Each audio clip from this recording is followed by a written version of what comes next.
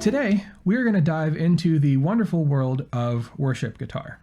When I say worship, I'm talking specifically about groups like Hillsong, Elevation, Bethel, so forth. The groups that have written most of the music that is used in modern churches. So the guitar playing in this style of music has a particular sound associated with it. It's big and ambient, has a lot of delay and reverb, and along with this usually come huge pedal boards.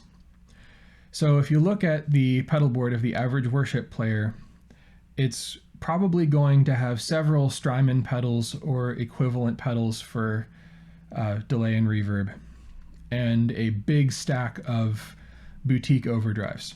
This is true from the professional level all the way down to hobbyists who might only use this gear a couple of Sundays a year. This stuff is popular for a reason, and rigs like this, especially in the right hands, can sound absolutely beautiful. But let's say that you don't have all this gear and you are getting started playing music in the worship world. Do you need to plunk down a couple $1,000s on pedals before you can make acceptable guitar sounds? I can't answer that for you. Only you can. What you need, what's an acceptable sound, is situational and subjective. But what I can do is take the usual ingredients of a worship guitar rig and try and strip that down to the essentials, and then use what I have to make some sounds and see how it goes. So that's exactly what we're going to do. I will see you at the drawing board. All right, here's a diagram of a fairly typical worship guitar rig. So here's our boy holding a Gretsch guitar, and that's going into a compressor. So the compressor is just going to even the dynamics out a little bit and ensure that everything he plays cuts through. From here, we got a few different overdrives. So he'll be at the edge of breakup pretty much all the time at the very least, and then he'll be able to stack gain and mid-range as he sees fit. Then we got a volume pedal over here for swells, and then a big delay and a big reverb. And this is going to go into a Vox amp. Probably sounds great, especially if he knows what he's doing. We'll assume he does. But how can I simplify this? Because I don't have all this stuff. Let's start at the compressor. The compressor is fairly subtle. It's good to have some compression at this stage, but first off, overdrives compress naturally, and second of all, I can pick a guitar with a little more compression. So I'm just going to nix the compressor in this case. Now with the overdrives, I've already made a video about how to get a whole bunch of overdrive sounds with a single overdrive, so I can easily condense this down to a single drive pedal. The volume pedal I'm going to omit and replace with the volume knob on my guitar. I'll use a simpler delay pedal, and then for the reverb, I'll just use the reverb that's built into my amp. My AC-15 happens to have a nice spring reverb. It's not exactly the same as a great hall reverb or modulated reverb, but we'll see if it does the do. So what we're left with is a rig that looks like this. Here am I. Here's a blues driver.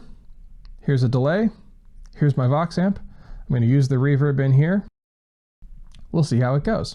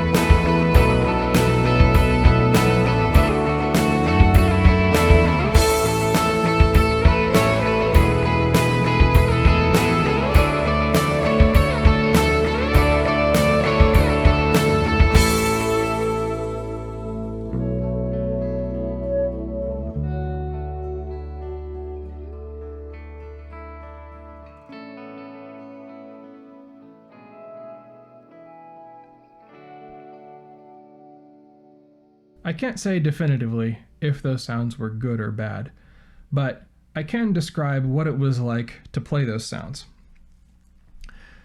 I'll admit there were points where I missed having a really big reverb, that a nice stereo hall or modulated reverb would be a really nice addition to some of those sounds, especially the swells.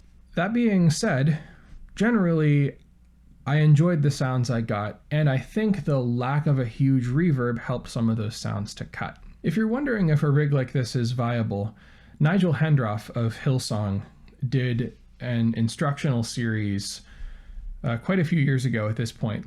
But for that entire series, he just used a couple of overdrives and a Boss DD6 into a Vox amp. And he made the case that if you play the right parts, that setup is more than enough. If you made it to this point in the video, first off, thank you so much for watching the whole way through. I really appreciate it.